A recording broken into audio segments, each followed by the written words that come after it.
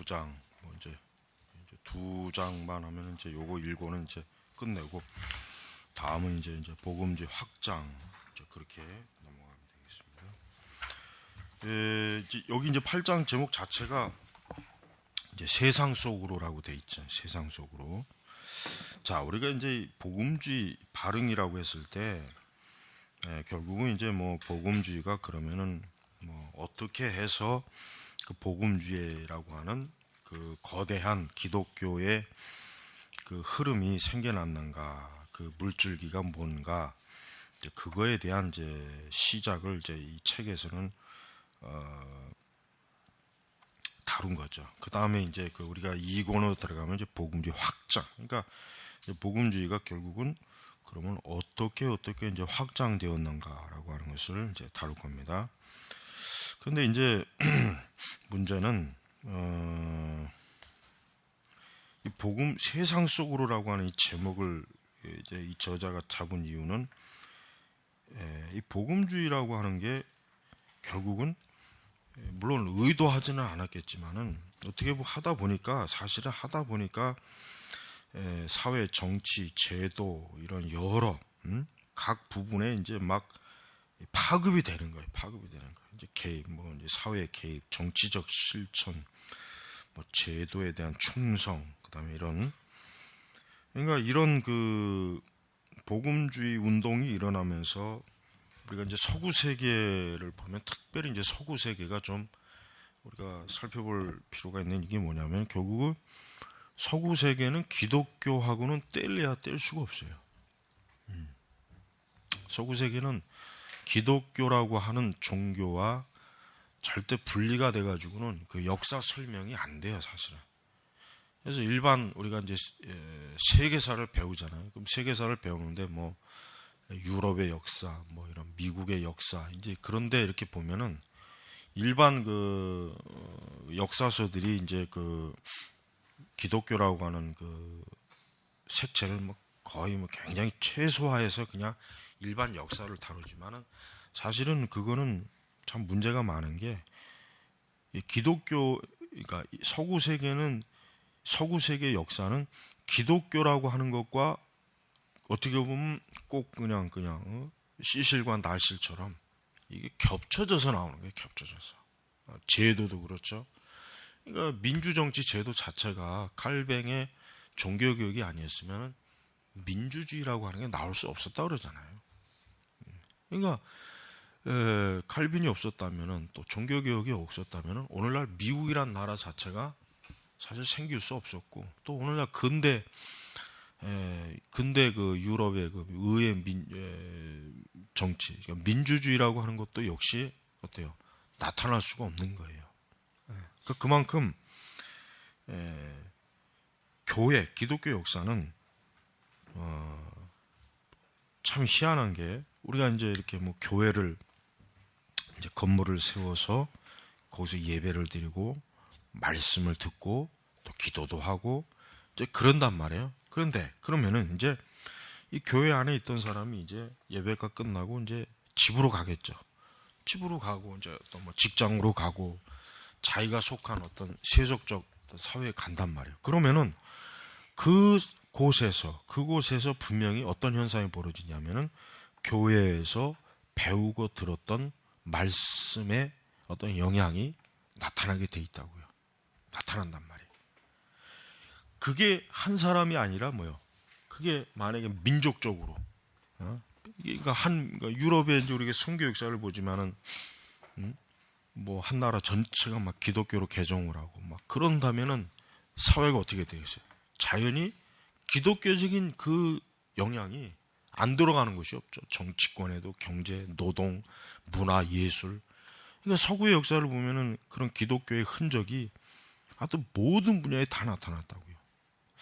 이제 거기에 비해서 이제 우리 한국은 사실은 어때? 이제 한국이 참 우리나라가 보면 그게 참 뭐냐면은 우리나라는 오랜 동안 불교 문화권이 있었어요. 1000년이 훨씬 넘죠. 그 다음에 고구려를 통해서 불교가 처음 들어왔고, 그 다음에 이제 고려 중기나 후기부터는 유교, 성리학이 들어와서 조선시대 500년은 유교 사회였어요. 유교. 그러니까 공자, 맹자, 중국의 그 쉽게 얘기하면 유교라고 하는 것은 말 그대로 인간이 어떻게 살아야 하는 도리를 얘기한 게 유교인데, 결국 조선시대 500년 내내 결국 이 사회 지배층, 이 지배 세계관과 지배 세력은 뭐야? 인간이 어떻게 살아야 되는가, 어떤 도리를 하면서 사는가에 대한 그 얘기를 하면서 500년 동안 살아왔단 말이에요. 그래서 사실은 지금 우리 사회에 깊이 뿌리 박은 게 뭡니까? 유교예요, 유교. 그 다음에 불교는 의외로 그래도 참 다행스럽게 불교가 뭐 이렇게 저 동남아시아에 있는 그런 불교처럼 막 생활 속으로 막 파고드는 건 없어요, 그죠? 뭐 택시에다가 막 그냥 불상 뭐 이렇게 막 장식을 해놓고 뭐 이 길거리에 뭐 이렇게, 그건 참 감사할. 우리나라 그 불교가 대승불교인 게 나는 게 참 소승불교보다는 낫다는 생각이 들어. 근데 이제 기독교를 봐요. 우리 사회에서 기독교의 영향력을 가장 볼 수 있는 건 성탄절밖에 없어. 그 외에는 없어. 그 외에는. 우리가 문 밖에 나가잖아요. 딱 봤을 때 기독교를 알 수 있는 게 뭐가 있어요? 교회 십자가 하나. 그게 뭐가? 아무것도 없어. 그렇다고 우리 생활 속에 기독교의 영향이 깊이 스며들었냐? 사실 그것도 아니에요. 물론 이제 우리 한국 교회, 우리나라 교회가 뭐 100년, 뭐 200년도 안 됐죠. 200년도 안 된 뭐 그 교회 역사가 사실 뭐 하겠어요. 뭐 대단하겠어요. 그러니까 엄밀히 얘기하면은 지금 우리는 기독교라고 하는 거를 어떻게 보면은 전혀 우리 사회, 지금 우리가 사는 이 시대, 우리 민족 여기에 어떤 전혀 거의 뭐 아직도 이거 생활화 녹아들지 않는 세계 우리가 지금 있고, 그다음에 앞으로도 그럴 일이 없어. 이제 우리나라는 앞으로 기독교가 절대로 다시 부흥할 일은 없다고 사실 봐요. 물론 하나님이 역사하시면은 뭐 어떤 큰 또 부흥의 역사가 일어날 수도 있겠는데, 그것이 아닌 한 절대로 기독교는 늘어나질 않아요. 오히려 뭡니까? 줄어듭니다. 한 100년 뒤나 200년 뒤에는 내가 볼 땐 우리나라 기독교는 한 200만에서 한 300만, 많으면 300만, 아니면 한 200만 정도밖에 난 되지 않을 것 같아. 그때 가면 아마 한때 우리 한국에 이제 기독교가 막 1000만이었다더라. 뭐 이런 뭐 그런 옛날 얘기는 하고 있겠지 또 교회가. 그러면은 이 결국 뭐예요? 지금 우리 기독교가 그렇다면은 이 세상 속으로 어때요? 전혀 들어간 게 아니에요. 그러니까 기독교라고 하는 게 지금 여기서 보면은 기독교가 여기는 이 복음주의 보면은 기독교가 모든 면에서 다 들어갔어. 다. 안 들어간 곳이 없어요. 안 들어간 곳이. 예? 사회 제도 곳곳에. 예? 그 여기 지금 290페이지 하반절 그 중반 보면은 18세기 막바지 수십 년 동안 복음주의자는 세도하는 문제들과 요청에 대한 반응이라는 형식으로 사회, 정치, 제도 및 지성적 삶에 관한 관심을 넓혀간다. 상황에 대한 그들의 대처 방식은 공경연한 복음주의적 영적 논증, 자의식적인 복음주의 윤리 형성을 향한 일시적인 움직임, 그리고 종교적, 사회 계층적 또는 분파적 이해라는 특수한 상황에 뿌리를 둔 상당히 관습적인 지혜를 결합하여 반응하는 것이었다. 달리 말해 복음주의자들은 마땅히 그래야 된다고 생각하는 세상 초월에 한 번도 성공하지는 못했다. 그러나 실패의 결과는 이제 아이러니하다. 복잡하지만 풍성한 사회적, 정치적, 제도적, 지성적 개입의 기록이 남아있기 때문이다. 그러니까 여기는 이렇게 기독교의 그 참 영향력이 곳곳에 다 남아 있는 거예요. 당연히 뭐 그럴 수밖에 없을 것 같아요. 뭐 1000년 이상, 몇백 년, 어떻게 보면 1500년 넘게 이렇게 기독교의 영향력을 받았으니 이럴 수밖에 없죠. 거기에 비해서 우리 한국은 뭐예요? 전혀 안 그래요. 우리나라는 그냥 교회 안에 들어와야 이제 여기가 기독교. 그러나 저 문 밖에 가면 없어요. 일반 사람들도 교회라고 하는 것을 자기들의 실제 생활이 어때요? 전혀 와 닿질 않아요. 전혀 와 닿질 않아요. 전혀. 이번에 뭐 이제 뭐 교황이란 놈이 와가지고 저 서울 한복판에서 막 이제 그걸 보면은 아까 문득 드는 게 이게 도대체 우리나라가 무슨 뭐 가톨릭 국가도 아니고 아마 일반 사람들 중에서도 좀 의아하게 생각하는 사람도 많이 있을 거예요. 조금 도대체 왜 저런 거를 국가가 저렇게 막 한복판에서 저지랄 떠나 그런 생각을 아마 하는 사람 일반 사람들도 많이 있을 거예요. 가톨릭 교인들이야 좋아하겠지 지들이야. 그냥 이제 우리 이제 한때는 우리가 이렇게 조선 왕조의 그 그냥 극심한 핍박을 받아서 막 그냥 교회가 막 엄청 막 그랬는데 이제는 막 대통령도 굽신거리고 정치인도 굽신거리고 사회 속에서 이제 가톨릭 하면 이제 막 그러니까 이제 가톨릭 신자들은 이제 멋모르고 우쭐대는 거죠. 그러나 그래도 역시 뭐예요? 암만 가톨릭이 그지랄을 떨어도 여전히 어때요? 우리 사회와 이 기독교, 뭐 천주교 이거는 전혀 관계가 없어요. 자 그렇다면은 우리는 이런 우리 사회와 우리 시대적인 것과 이렇게 이제 살펴보고 자 그런데 이제 복음주의자는 291조로 보면은 결국 복음주의는 모든 사회 영역에서 굉장히 적극적이고 또 아주 개척자적인 그런 정신과 성향으로 곳곳에 다 나갔습니다. 그렇다고 해서 그들이 복음을 뭐 소홀히 하거나 그런지는 않았어요. 또 그러니까 교회가 해야 될 주 사역이 복음을 전하는 거라고 하는 게 굉장히 이들이 철저해요. 아주 철저합니다. 웨슬레도 뭐 많은 구제도 했고 웨슬레가 사회 운동에도 많이 관여했지만 웨슬레는 근본적으로 자기가 해야 될 게 무언가 교회가 해야 될 가장 중요한 건 뭐야? 복음 전파다. 아주 이거를 분명하게 알았던 사람이에요. 그러니까 이 당시에 그 복음주의자들은 어떤 사람들이었느냐? 이들은 복음 전하는 일에 최우선적인 아주 활동을 하면서도 그 외 여러 부분에 있어서 어때요? 여러 부분에서 이들은 좀 더 사회를 개혁하는 방향, 좀 더 이 사회를 좀 나아지는 방향으로 이렇게 막 이렇게 참여했는데 그렇게 하면서도 이 복음을 전하는 일에 있어서 저들은 어때요? 사실 흐트러짐이 없습니다. 흐트러짐. 그래서 292쪽에 아주 표현이 그리스도를 위해 세상을 버리나는 그 잦은 호소에도 불구하고 복음주의자는 그리스도와 함께 번번이 세상 속으로 들어갔다. 그러니까 세기 후반부 복음주의 운동은 점점 더 넓은 교회적 정황, 지역적 상황, 사회적 환경 속에 스며들어간다. 그래서 이 복음주의라고 하는 이 세력은 또 계층별로 보수적, 기족적, 행동주의적, 인도적인 온전주의 입장을 견지했다 이거.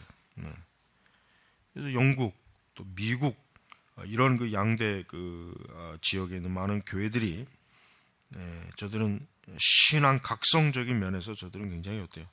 아주 뛰어난 활동성. 그러면서도 뭔가 이 사회 또 국가, 정부 이런 뭐 하여튼 이런 영역에 있어서도 어떻게 하면 기독교적인 색채로 뭔가 좀 이렇게 바꿔볼까라고 하는 그런 또 적극적인 활동도 저들은 아주 참 있었다는 걸 우리가 이제 알아야 됩니다. 이제 그 중에서도 이제 그럼 귀족.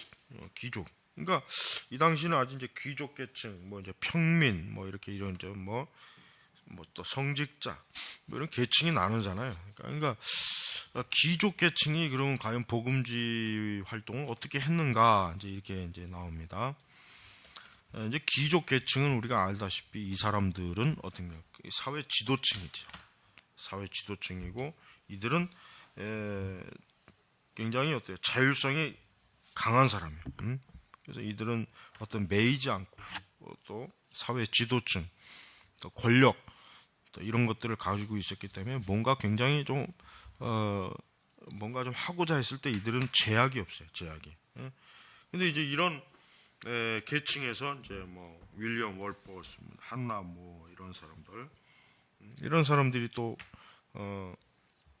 월포스는 뭐 이제 그 노예제도 폐지하는 아주 평생을 바치고, 한나무어 같은 사람은 이제 어떻게 하면 그리스도인들이 경건주의적인 삶을 좀 온전하게 사느냐, 이 문제를 가지고 이 사람은 평생 고민한 사람이고, 이제 이런 그 뭔가 이제 하여튼 귀족계층은 자기들의 신분에서 할 수 있는 보다 더 좀 포괄적이고 더 좀 이렇게 강한 뭔가 그런 부분에 이제 많이 힘을 기울였어요. 그러면서 이제 이들은 교회에 대한, 즉 자기들의 그 유리한 사회적 지위와 또 자기들이 유리하게 점하고 있는 그런 여러 영향력의 그 상황에서 복음을 어떻게 하면 더 효과적으로 잘 전할 수 있을까라고 하는 기대를 가졌다는 걸 우리가 알아야 돼. 그러다 보니까 이 사람들은 어때요? 이 사람들은 그 굉장히 어떤 좀 드러난 그런 활동력 역사를 많이 보여줘요. 그래서 사실 웨슬레 자신도 어때요?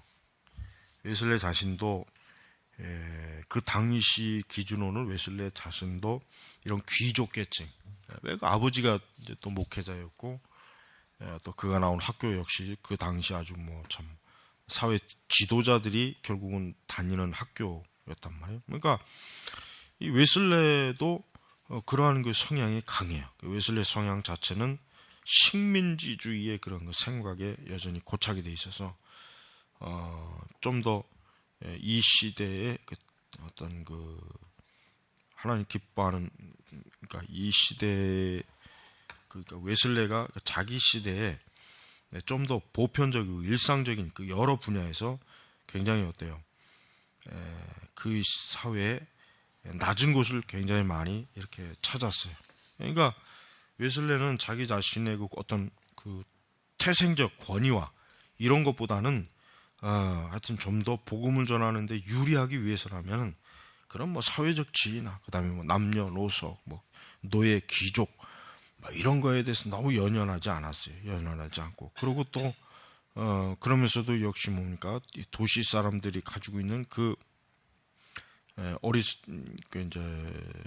어리석은 그런 그 죄악된 문화, 이런 것들하고도 이제 철저하게 이제 거리를 두고 이제 그렇게 이제 했습니다. 그러나 이제 또 웨슬레는 특징이 뭡니까? 웨슬레는 이 사람은 영국 국교에 대한 여전한 충성심이 강해요. 그러니까 웨슬레는 뭐 감리교를 사실 절대 이렇게 분리해서 이렇게 나오려는 생각은 사실 없었던 사람이에요. 그냥 영국 국교회 안에서 하나의 신앙의 분파, 지류로 남는 건 원했지만 마치 감리교라고 하는 하나의 그 종교적 체제를 만들어서 해야 된다는 마음은 초기는 확실히 없었던 건 분명합니다. 점점 가면 갈수록 자기 위치도 그렇고 이제 국의 어떤 감리교의 활동성도 그렇고 어때요? 굉장히 좀 범위가 커지니까 어떤 이제 그와 함께 이제 하는 무리들이 이제 같이 좀 그런 면에서 좀 협력, 동역을 했던 것 같습니다. 자, 이렇게 웨슬레는 모든 계층에서 지지를 받은 사람, 그런 귀족 계층과 노예 계층, 이런 서민 계층, 모든 계층에서 참 지지를 받고 그 지지를 받는 힘을 통해서 결국 그는 자신의 복음 사역과 아울러 그 사회를 좀 더 좋게 변화시키려고 하는 그런 열심에 굉장히 뛰어난 사람이었다는 걸 알 수가 있습니다. 그래서 우리가 물론 이제 뭐 이 시대에는 그만큼 이제 그 사회적으로 이렇게 뭔가 이제 사회 개혁을 위해서 나설 수 있는 사람이 지금보다는 훨씬 적었어요. 많지가 않았다고요. 근데 지금은 사실 뭐 우리가 이제 지금 이제 우리가 과연 뭐 그렇다면 목회자는 어느 정도의 사회 활동을 해야 되느냐, 이런 부분도 사실은 좀 고민하는 사람들이 많이 있더라고요. 근데 지금 우리는 이 시대하고는 전혀 다른 시대. 지금은 사회 곳곳에 여러 이제 사회 단체와 이제 사회 영향이 있죠.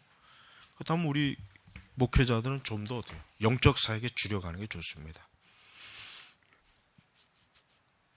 웨슬레가 살던 시대는 뭐 고아도 많고 거지도 많고 가난한 자도 많고 이런 뭐 도시나 이런 데가 잘 정비된 것도 아니고 위생시설도 엉망이고 뭐 굶주리 그러다 보니까 자연히 웨슬레도 자기가 복음을 전하긴 하지만 저 사람들의 저런 그 현실적인 문제도 좀 뭔가 해결해 줘야 된다는 이런 그 의식이 강하죠.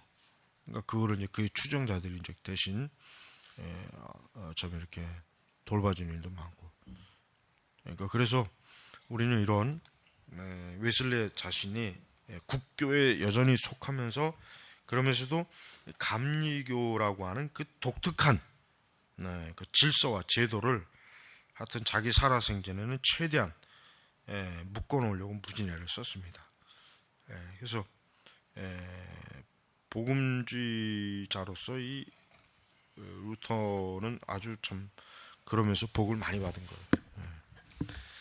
이제 한나모도 책이 여러 가지가 있죠. 한나모 책이 여러 개 번역돼 있죠, 우리 한국어로. 한나모는 개인적으로는 참 많이 좀 어렵고 이런 그 특별한 어려움이나 뭐 이런 걸 갖고 있지만 그는 이제 그 당시 여자로서 드물게 신앙에 관한 그 주제를 가지고 책을 쓰고 그들에게 좀 더 영국 전 지역에 전체에 있는 사람들에게 참된 신앙이 무엇이냐, 바른 신앙이 무엇이냐 하는 것을 알려주는 그런 마음을 갖고 있습니다. 자, 그래서 이제 영국, 특히 이제 영국이라는 나라는 어때요? 유난히 개혁가들, 유난히 기독교 성직자들이 영국이라는 나라를 개혁하는데 굉장히 협조를 많이 하고 주도를 많이 해요. 대표적인 게 뭐 웨슬레지. 맞죠. 거기에 봐서 이제 히필드는 그렇게 히필드는 그렇지 않았어요. 히필드는 오직 뭐 그는 이제 그냥 이 설교를 통해서 이 집회를 통해서 사람들에게 메시지를 증거하는 것 자체에 굉장히 열중한 사람이에요. 그러니까 히필드는 무슨 사회사업, 사회활동 이것을 그렇게 썩 거기에 막 시간을 뺏기고 그러진 않았어요. 히필드가 물론 그것도 중요하게 여겼지만 그는 좀 더 직접적으로 어때요? 사람들에게 복음을 전하는 걸 히필드는 좋아했어요. 사실 웨슬레도 마찬가지인데 웨슬레는 이 감리교라는 조직이 생기다 보니까 이제 거기에서 이제 뭐 오늘날처럼 이제 복지 사역도 하고 이제 뭐 그런 뭐 인식을 좀 가졌던 것 같아요. 그러니까 그 일을 대신할 수 있는 것은 많았겠죠. 그러나 사실은 뭐 웨슬레도 그렇고 휘필드도 그렇고 이들은 자기가 사는 시대에 어때요? 뭔가 기독교는 책임 있는 종교가 돼야 된다는 거예요. 그리고 사실은 손을 댈 게 너무 많았죠. 일단 정부라는 것도 좀 엉성하죠. 지금같이 이게 정부가 치밀하진 않고 좀 엉성하고 또 그런 면이 있어요. 하지만 이렇게 뭐 한나모, 뭐 웨슬레, 뭐 이런 사람들은 하여튼 오랜 동안 자기가 믿는 신앙으로서 자기의 양심에 꺼리낌 없이 뭔가 해야 될 것이 있다라는 의식을 가지고 그들은 그런 일에 많이 이제 신경을 썼습니다. 그러다 보니까 이제 뭐 일반 그렇지 못한 다른 사람들의 그 활동, 또 다른 사람들의 그 신앙 이런 부분에 대해서 좀 소극적으로 하지 않은 거 그걸 이제 알 수가 있습니다. 298페이지 쭉 보면은 어쨌든 영국의 귀족들 중에 일부는 휘필드와 웨슬레의 복음 전도 사역에 엄청난 지대한 영향을 받고 이제 뒤로 이제는 뭐 이제 이런 그 활동을 했다. 그러니까 참 좋은 일이죠. 왜냐하면 사회적 지위, 명성, 명예, 어떤 권력이 있는 사람들이 그리스도께 왔을 때 자기들에게 주어진 그것을 좀 더 효과적으로 뭔가 좀 하고 싶어 하는 것은 그건 잘못된 게 아니에요. 그건 잘못된 게 오히려 그걸 권장해야죠. 거기에 비해서 우리 한국 사회 좀 그리스도인들 중에 좀 이렇게 사회적 지위가 있고 경제적으로 좀 이렇게 많은 걸 가진 사람들은 뭔가 좀 자기 자신은 과연 하나님께서 주신 그런 것들 얼마만큼 뭐 주의 영광을 위해서, 이 세상을 위해서, 복음을 위해서 뭔가 하고 있는가? 그걸 한번 신중하게 물어봐야 돼. 그렇지 않으면은 참 어리석은 사람이 되는 거예요. 그래서 우리가 영국의 복음주의 지도자들, 또 그들을 돕는 그들을 돕는 귀족들, 권력자들, 이 사람들이 어때요? 상당히 참 도움을 많이 줬고 하나님께로부터 쓰임 받은 사람이라는 걸 여기서 잘 알 수가 있어요. 다음에 이제 3번 평민. 이 평민이라는 말은 귀족과 평민은 하늘과 땅 차이예요. 평민은 귀족이 땅을 소작을 해서 이제 살아가는 사람이죠. 그러니까 평민이라는 사람을 그냥 무시하면 안 되죠. 왜? 거의 대다수가 평민이니까. 그러나 이 사람, 이런 평민들을 잘 이끌어줄 수 있는 지도자가 있었다는 게 축복이에요. 우리 한국교회는 지도자가 없잖아요. 우리 한국교회는 지도자가 없지, 사실. 한 번도 지도자다운 지도자가 우리 한국교회는 없었어요. 엄밀히 얘기하면. 그러니까 그게 아쉬운 거예요. 자, 3번은 이제 좀 쉬고, 다음 좀 하겠습니다. 이제 발응의 역사에 있어서 이제 그 일반, 그러니까 대중들이라 그랬죠. 이제 어떤 귀족 지위가 아닌 일반 그 계층에 있는 사람들은 어떠한 복음주의 그 활동을 했는가에 대한 거 이제 겁니다. 이제 사실은 뭐 이제 여기 바로 나오지만은 웨슬레나 에드워즈 히필드, 뭐 다니엘 로울랜드, 길버트 테넨트, 이 사람들은 그 시대에 사실 좀 사회적 지위가 좀 있는 사람들이죠. 이 사람들은 사회적 지위가 있고 어떻게 보면은 좀 그 시대에 그 좀 그래도 상층, 어떤 그 사회적 어딜 가나 뭐 사회적으로 좀 그래도 그냥 무시당하지 않고 오히려 참 존경받는 그러한 계층이란 말이에요. 근데 이 사람들이 그렇다고 이제 이 사람들이 이제 자신들의 그런 것을 통해서 뭐 그렇다고 해서 이제 복음을 이제 기독교를 계층화시키는 그런 일은 하진 않았어요. 오히려 아까 웨슬레도 말했죠. 웨슬레는 굉장히 뭐 그냥 그 여기 아까 이제 뭐 자세하게 읽진 않았지만은 294페이지에서 이제 295페이지, 294 하반절에서 295페이지 보면 웨슬레는 어떤 사람은 굉장히 좀 기성주의와 대립되는 활동, 굉장히 그 시대로서는 파격적인 그런 좀 메시지 활동을 많이 했어요. 성직자에게 국한된 업무를 평신도, 심지어는 여성에게도 요청했고, 그다음에 안수도 받지 않고 대학 교육을 못 받은 이에게도 중요한 임무를 맡겼죠. 이게 뭐냐면 설교 임무를 말하는 거예요. 설교, 일반 평신도 설교. 그냥 그 당시 그 영국 국교회는 대학 안수 받지 않고 대학 교육을 받지 않은 사람은 절대 설교를 할 수 없다. 아주 그거는 진짜 법칙으로 이렇게 여겼는데, 웨슬레는 본인 자신도 굉장히 교육을 많이 받고 탁월한 교육을 받은 사람인데 의외로 안수받지 않고 대학 교육을 받지 않은 사람에게 순회 설교를 맡기고 그랬단 말이에요. 그 다음에 이제 회심자의 순회 전도자에게 끊임없이 공부하라고 격려했다. 공부를 많이 해라. 공부를 많이 해서 손해 볼 것은 없다. 사역자로 이제 이런 얘기를 하고, 그 다음에 특히 이제 분반 모임, 셀 모임, 그러니까 쉽게 얘기하면 소그룹, 아니면은 오늘날 얘기하면 이제 셀, 그러니까 이렇게 감리교회 초기 감리교회 부흥 방식이 그거죠.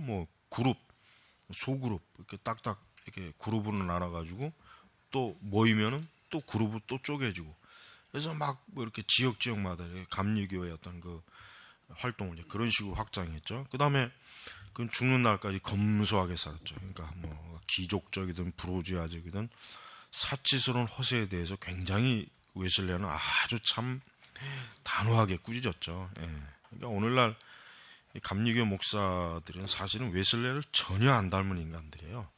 대부분의 감리교 목사들이 웨슬레 신학, 웨슬레 이런 것들을 전혀 안 닮은 사람들이 감리교 목사라 뭐 이런 참 상당히 많아요. 물론 이제 그렇지 않은 분도 있겠지만, 그 다음에 이제 뭐 파괴적인 방탕이라고 여긴 음주, 카드, 극장에 대해 정신을 고양시키는 대체물을 제공하자 찬양, 영적 양육, 교육을 추구했다.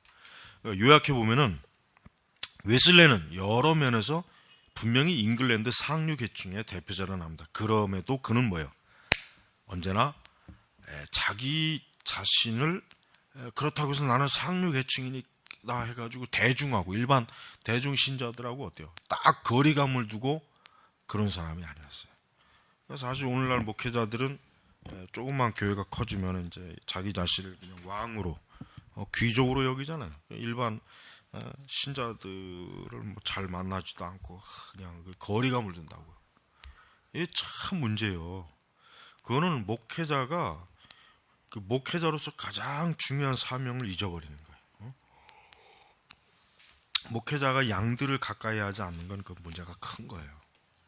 양들을 가까이 하지 않고 그냥 교회 몇몇 그 아주 소수의 그 좀 뭐 장로라든가 뭐 그 어떤 그런 사람들만 이렇게 다 이렇게 가까이 하는 거는 그 목회자가 그 목자로서의 가장 기본적인 것을 참 버린 아주 잘못된 거예요. 영적으로 문제가 큰 거예요. 근데 웨슬레는 절대 안 그랬어요. 웨슬레는 절대로 그런 그 참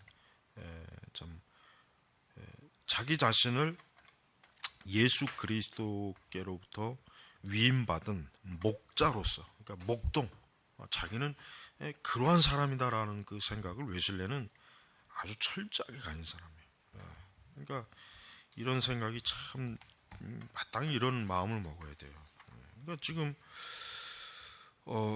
이제 복음주의 이런 지도자들이 다 사실은 그런 사람이죠.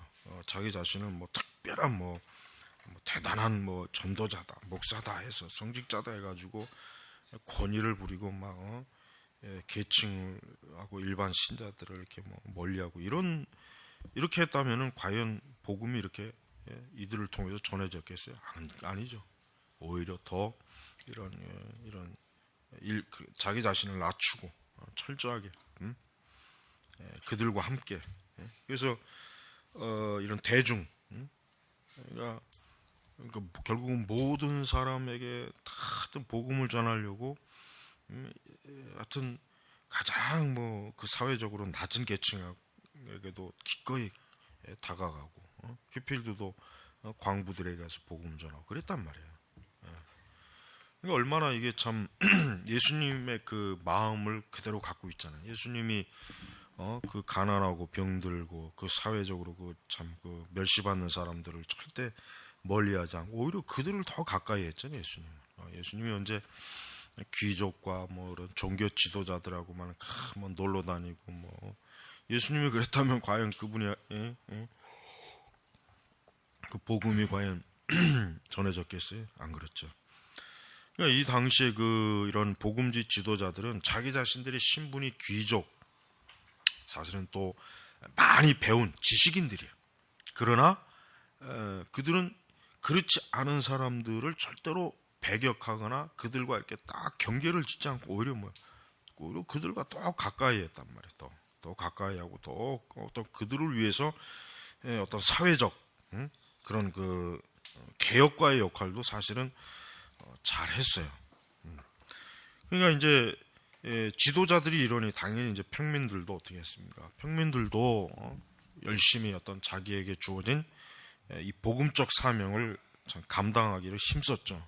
뭐 여기 헌팅통 백작 부인 같은 사람도 이 사람도 아주 그 일반 평신도로서 여인으로서 아주 그 당시 그 당대에 아주 그 정말 대단한 복음 전도자들을 막 교제하면서 귀합해가지고 귀족들에게 이제 복음을 전하도록 굉장히 힘을 쓰고 그랬죠.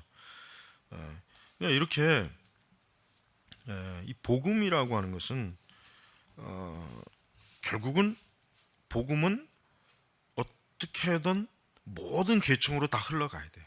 그러니까 복음이 어떤 뭐 예를 들면 뭐 복음이 뭐죠 상층부에만 있다거나 뭐 복음이 중간 계층에만 있다거나 복음이 뭐 하층에만 있다거나 그러면 안 돼요. 모든 계층에 골고루 돌아야 돼. 모든 계층에. 근데 보통 일반적으로 이제 그 기독교 복음화율을 보면은 일단 중산층이 제일 많고 그다음에 이제 뭐 이제 상층과 하층이 이제 좀 약간의 비율로 있어요. 거의 대부분 다 그래요. 하지만은 복음이라고 하는 것은 우리가 어떤 제한을 두면 안 되죠. 어떤 계층적 제한을 두면 안 돼요. 그러니까 부자이든 뭐든 어쨌든 이 사람도 그리스도를 믿지 않으면 멸망하거든. 가장 낮은 계층도 마찬가지예요. 영적으로는 다 동일한 거예요. 하나님 앞에서 영적으로는 어떤 신분이니 뭐 지식이니 뭐 이게 저 차이가 없어요. 똑같아요. 똑같이 결국 그리스도가 아니면 멸망할 죄인들이라고요. 그러니까 복음은 제한을 두지 않아요. 그러니까 우리가 이 복음을 전할 때는 제한을 두면 안 돼요. 역시 우리도. 그래서 어쨌든 하나님이 기뻐하시는 이 복음이 결국은 모든 계층에 다 들어가도록 힘을 쓰고 노력을 해야 돼. 그러면은 결국 기독교의 그 영향력이라고 하는 게 전 계층에 다 이렇게 퍼지겠죠. 우리 한국 교회도 뭐 이제 뭐 전체적으로 계층을 보면은 그냥 중간 계층이 뭐 제일 많죠. 중간 계층이 제일 많고 또 뭐 상류층도 또 있고 또 아주 뭐 낮은 이런 계층도 있지만은 우리나라 교회가 지금보다는 좀 더 이 교회 안에서 이 계층을 좀 더 좀 확산시킬 필요가 있어요. 계층.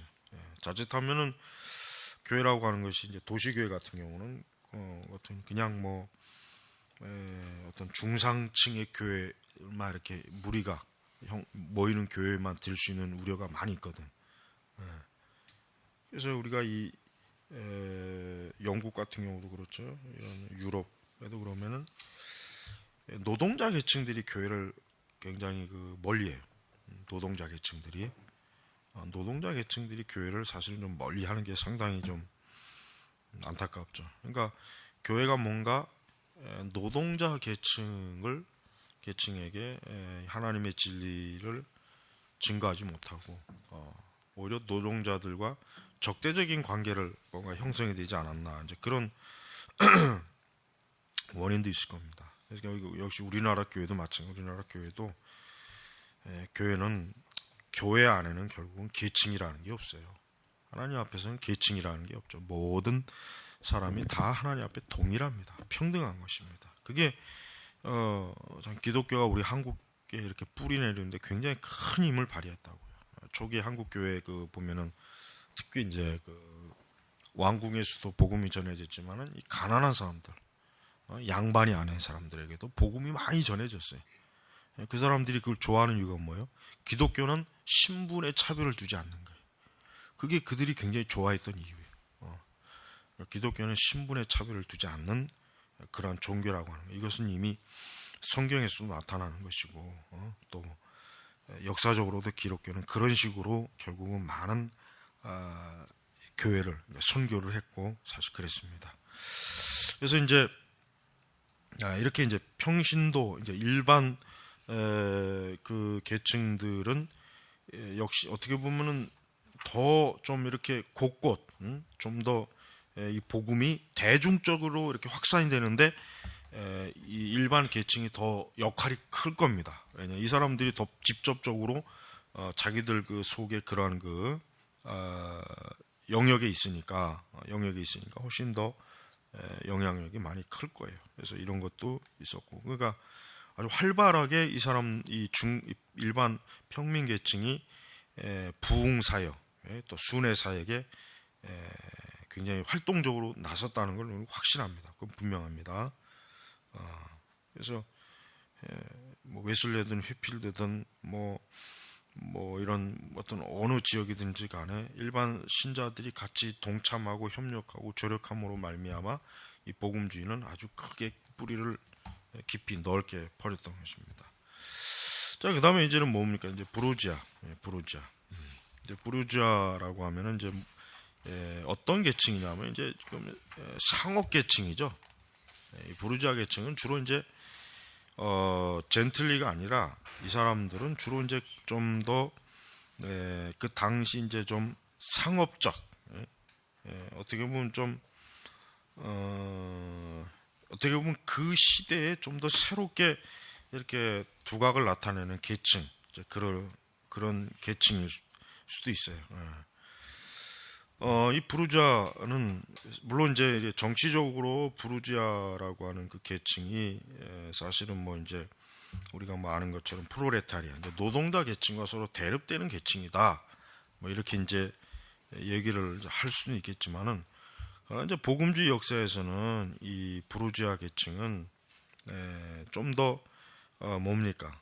좀 더 그 당시 막 이제 그 세상이 이제 산업혁명, 또 산업화, 그다음에 이제 뭐 경제가 좀 더 좀 광범위하게 확산되는 그러한 시기에 이 부르주아 계통의 사람들은 굉장히 중요한 역할을 하죠. 좀 더 이 복음 사역을 하는 데 있어서 훨씬 뭡니까? 훨씬 더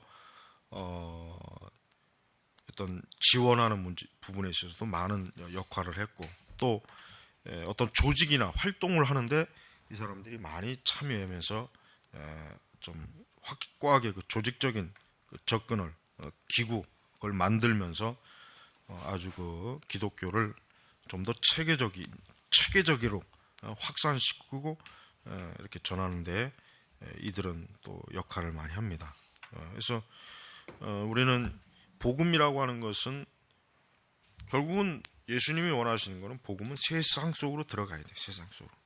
세상 속으로 들어가야 돼. 복음이 그냥 산 속에서 예배당 짓고 그 안에서만 복음이 있는 것이 아니라, 복음은 시장, 공장, 의회, 뭐 도서관, 뭐 하여튼 뭐 가게 안에 뭐 어디든지 복음은 다 들어가야 돼. 그러니까 그렇게 하려면은 결국은 그러한 계통에 있는 사람들이 복음을 듣고 복음을 받아들이고, 또 역시 그들이 그런 영역에서 복음을 이렇게 그냥 광범위하게 전할 수 있도록 그렇게 하는 것이 굉장히 이제 필요합니다. 자, 그다음에 이제 특별히 이제 뭐 여기 이제 노예제도 문제. 이제 뭐 우리가 이제 월포스가 이제 가장, 뉴턴이나 월포스 같은 사람이 이 노예제도를 반대하고 노예제도를 폐지하는데 아주 정말 뭐 평생을 그들이 전 생애를 바쳐가면서 했죠. 일단은 여기 이제 1세대 여기 나와 있지만 1세대 복음주의자는 직접 노예를 소유하거나 아니면 뭐요? 대용적이고 정해진 제도로 노예제도를 받아들였다. 근데 이제 대조적으로 다음 세대는 노예 무역에 대한 공격은 복음주의 중요한 대의였다. 그러니까 에드워즈나 히필드 뭐 이런 사람들은 노예를 소유했다. 그러니까 노예라고 하는 것을 그냥 당연하게 아무렇지도 않게 받아들였다. 근데 그 다음 세대는 이 노예 제도가 비인간적이고 이게 과연 하나님 앞에서 이게 옳은 것이냐라는 의문을 제기하는 가운데 이 노예 제도를 없애야 되겠구나라고 하는 아주 그 사회적, 그다음에 또 이것은 이제 종교적으로 중요한 대의로, 의제로 이제 여겼던 거예요. 아마도 이제 뉴턴, 일단 뉴턴의 생애를 우리가 이제 좀 보면 알겠지만 뉴턴 자신이 노예 상인이었잖아요. 그러니까 뉴턴 자신이 노예들의 그 실상을 너무 잘 알죠.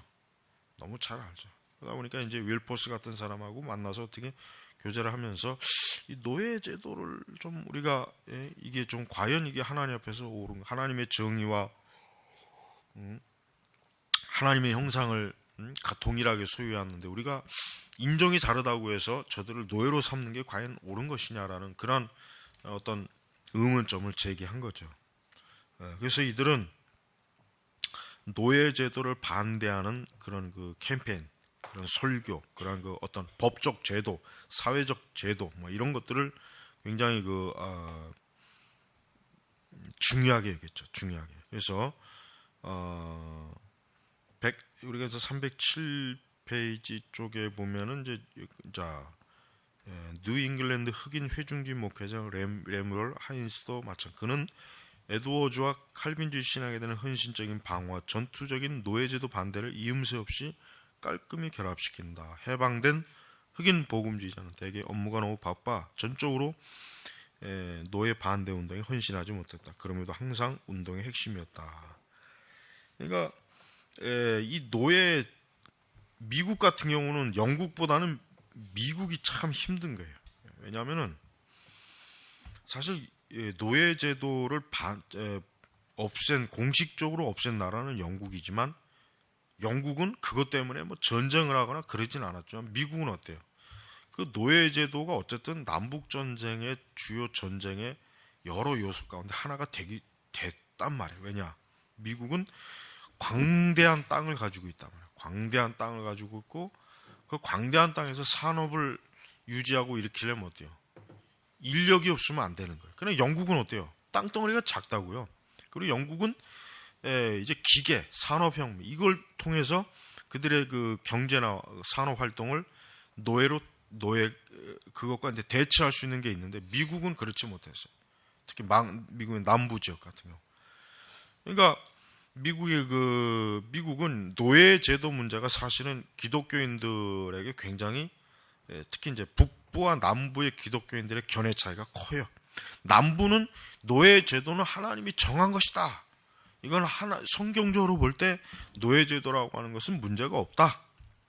우리가 노예를 이렇게 부리는 일에 있어서 전혀 양심의 꺼림이 없다. 오히려 하나님께서는 인종 간의 차등과 하나님의 그 언약에서 볼 때 우리가 이런 노예를 부리는 것은 오히려 당연하다. 오히려 더 적극적으로 가르쳤죠. 그러나 이제 북부는 그렇지 않죠. 북부는 노예제도 자체가 이것이 하나님 앞에서 아주 온당하지 못한 것이다라고 하는 것을 그렇게 이제 얘기를 했어요. 이제 그렇게 주장을 많이 하죠. 북부는. 그러니까 같은 기독교에 같이 동일하게 예수 그리스도를 믿어요. 동일하게 어떤 정통 기독교의 교회를 가지고 있는데, 이상하게 어때요? 남부와 북부는 서로 어때요? 노예에 대해서는 같은 성경을 가지고 정반대로 서로 어때요? 상대방의 그 주장을 반박하고 그런단 말이에요. 그러니까 우리는 이 노예라고 하는 이 제도를, 어떤 사람들이 이러죠. 왜 히필드나 에드워즈나 이런 사람들이 왜 노예를 소유했느냐? 어떻게 기독교인이 노예를 소유했느냐? 이렇게 의문을 제기해요. 근데 그거는 이제 너무 지나치게 지금 우리 시대 관점으로 보니까 그런 거예요. 근데 그 시대에는 사실은 에드워즈나 히필드 같은 사람도 자기가 노예를 부린다는 생각은 하지 않았을 거예요. 그냥 어쨌든 저들에게 주어진 의무다. 그 일을 하는 것이고 나는 저들에게 어때요? 서비스를, 어떤 도움, 그러니까 어떤 저들이 섬김을 받는 것이다라고 하는 이런 정도 차원이지, 그 노예를 뭐 사고 팔고라고 하는 그것은 사실은 그들은 아니죠. 그들은 아니란 말이에요. 그래서 우리는 이 노예 제도의 문제에 대해서 이 복음주의가 과연 이 노예 제도에 과연 과연 잘 한 것이냐라고 하는 그런 의문을 제기하는 그런 사람도 있다는 걸 알아야 되고, 하지만 궁극적으로 노예를 결국 노예제도라고 하는 것 자체가 결국은 나중에는 어떻게 됩니까? 결국은 나중에는 거의 대부분의 복음주의자들은 이것은 좋은 것이 아니라는 것을 거의 공감을 해요. 거의 공감을 해요. 영국도 그렇지만 미국도 이 노예제도라고 하는 것 자체가 썩 그렇게 이렇게 권장할 만한, 그러니까 교회가 또 그리스도인들이 권장할 만한 그런 제도 같지는 않다. 이거를 굉장히 암묵적으로 다 그냥 인정을 해요. 인정을 하는데, 그게 이제 좀 더 미국 같은 경우는 전쟁, 남북 전쟁이라고 하는 그 아주 극단적 분출로 좀 뭔가 좀 나타나서 그런 좀 일이 벌어진 거고. 그래서 309페이지 쪽에 보면은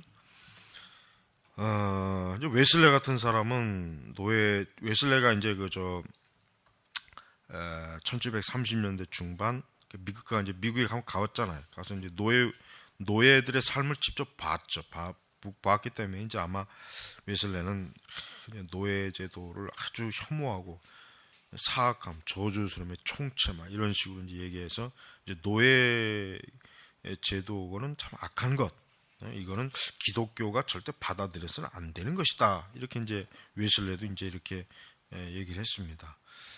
그러나 이제 에드워즈 같은 사람은 사실 뭐 노예제도에서 직접적으로 뭐 이렇게 그걸 반대하거나 뭐 그렇게 그걸 막 그냥 뭐 이렇게 그러진 않았어요. 다만 그의 제자 호킨스는 노예제도를 공격했죠. 그래서 308제에 보면 호킨스는 노예와 소유주 모두 비인간화시키는 것이 노예제도다. 해서 노예제도는 억압받는 사람에 대한 경시를 주장하며 그리스도의 특별 명령, 즉 예수님께서 특별한 자비를 지정하신 명령이 위반된다. 그러니까 홉킨스가 아주 굉장히 강하게 이 노예제도에서 말을 많이 한 거예요. 그러나 에드워즈는 그렇지 않았어요. 에드워즈는 직접적으로 노예 문제에 대해서 거론을 하지 않았어요. 에드워즈는 그냥 보편적으로 그가 이제 나중에 인디언 사역을 하죠. 후반에. 근데 에드워즈는 그 인디언들에게 굉장히 어때요? 굉장히 그리스도의 사랑, 십자가의 그 사랑을 증거하려고 굉장히 노력을 많이 했어요. 그러니까 그들의 영혼을 위해서 굉장히 어때요? 에드워즈는 참 아주 간절한 마음으로 복음을 증거하고 교리를 가르쳤단 말이에요. 그러니까 에드워즈 같은 사람은 어떤 우리가 지금 이 시대에 생각하는 노예 제도라고 하는 관점으로 본 게 아니라 어쨌든 에드워즈는 흑인이건 인디언이건 간에 저들도 하나님의 형상을 입은 사람이고 저들도 인격을 가지고 있고 저들도 예수 그리스도를 믿지 않으면 구원받을 수 없다는 사실, 그 한 가지는 에드워즈가 분명하게 가지고 있는 거예요. 나중에 그 인디언 사역을 하는 것을 보면은. 그래서 우리가 복음주의적으로, 그러니까 넓게 이제 복음주의 영역에서는 이 노예제도가 그렇게 환영받지 못했다. 그렇게 이렇게 노예제도를 자랑스럽게 여기진 않았다. 그러니까 뉴턴이나 이제 월퍼스 같은 사람은 이제 강력하게 노예제도는 반드시 없애야 된다 하는 그런 대의를 가지고 있었고, 결국은 그들의 정말 노력과 헌신이라고 하는 건 참 오랜 시간이 걸렸지만 결국은 이루어져서 진짜 영국에서 이제 처음으로 노예 제도가 없어지는 아주 놀라운 그런 일이 이제 벌어졌죠. 그래서 이런 기독교라고 하는 그 종교는 시간이 가서 근대 세계에 들어와서는 이렇게 노예 제도를 없애는데 굉장히 지대한 영향을 미쳐요. 그러니까 쉽게 얘기하면은 만약에 기독교가 아니었으면은 노예 제도라고 하는 것도 여전히 서구 세계에서 아마 더 한 100년은 훨씬 더 가지 않았을까 하는 생각이 들어요. 100년은 더 가지 않았을까. 왜냐하면 기본적으로 인권에 대한 개념 자체가 어디서 나옵니까? 기독교에서 나와요. 인권이라는 개념 자체가 기독교에서 나온단 말이에요. 그러니까 복음주의 기독교가 없었다면 노예뿐만 아니라 그 외 다른 오늘날 우리가 그냥 당연하게 여기는 그런 모든 것들 인권의 부분에 있어서도 사실은 굉장히 늦었다. 발전이 늦었을 것이다. 그나마도 이 복음주의가 확산이 됨으로 말미암아 이런 월퍼스, 윌리엄 피트, 그다음에 이런 뉴턴, 이런 사람들이 결국 복음으로 인해서 자기 자신이 변화되고 또 그들 자신이 복음적인 관점에서 뭔가 이 노예제도라는 건 없애야 되지 않겠나라는 아주 굉장히 큰 목표를 가지고 아주 평생을 바쳤죠. 그게 결국은 뭡니까? 노예제도를 없애는데 아주 절대적인 영향을 미쳤다는 것은 분명합니다. 그래서 월퍼스를 중심으로 그 당시 복음주의자들은 이 노예제도라고 하는 것을 굉장히 이제 없애고 폐지시키려고 무진 노력을 많이 했고 결국은 그게 이루어진 것이에요. 그래서 우리는 그 참된 기독교, 웰포스가 지은 책이 그 참된 기독교라는 책일 거예요. 우리나라로 번역된 건데 그거는 좀 축약이 돼서 번역된 거죠.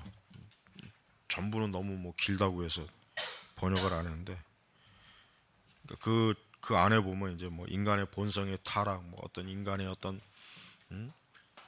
인간이 기본적으로 하나님으로부터 부여받은 뭐 어떤 그런 중요한 개념들이 잘 나와요. 그러니까 그가 왜 노예제도를 왜 그가 반대하느냐, 왜 이걸 폐지해야 되느냐 하는 것은 뭡니까? 기독교적인 관점이에요. 철저하게 기독교적인 관점이지 단순히 사회적 관점, 뭐 법률적 관점, 어떤 인종적 관점이 아니에요. 오직 기독교적인 관점이었다는 것을 우리가 알아야 되는 것입니다. 자, 그런데 이제 6장으로 넘어가면은 노예제도 이제 뭐 반대 운동의 한계라. 이게 왜냐하면 우리가 이제 복음이라고 하는 것은 사실은 뭐 이 사회를 급진적으로 변화시키지는 않아요. 우리가 이제 알아야 될 것은 기독교는 어떤 사회를 급진적으로 변화시키는 게 목적이 아니에요. 그게 중요해요. 그러니까 기독교라고 하는 걸 어떤 사람은 어떻게 이해합니까? 기독교를 그냥 순전히 이 세상을 급진적으로 기독교적으로 변화시키는 게 목적이다라는 생각을 갖고 있는 사람이 많은데 사실은 그렇지 않습니다. 사실은 뭡니까? 기독교는 사람을 어때요? 변화시키는 거죠. 결국 죄인을 의인으로, 거듭나지 못한 사람을 거듭난 자로,